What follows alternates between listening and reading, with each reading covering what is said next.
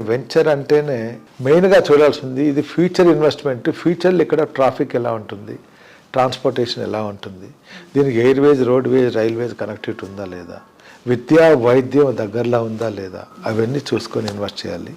దాంతోపాటు ఏ వెంచర్లో మీరు ఇన్వెస్ట్ చేసినా అక్కడ గ్రీనరీ అనేది చాలా ఇంపార్టెంట్.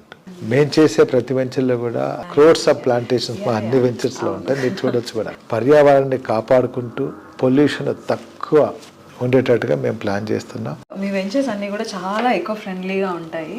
అంటే వెరీ దేశీ ట్రీస్ అన్నమాట, ఫ్యాన్సీ ట్రీస్ అట్లా కాకుండా. సో దేశీ ప్లాంటేషన్స్, మామిడి చెట్లు అలా కనిపిస్తూ ఉంటాయి. ఆ ప్లాంటేషన్స్ అన్నీ మెయింటైన్ చేయడం అది ఎలా సాధ్యం అవుతుంది?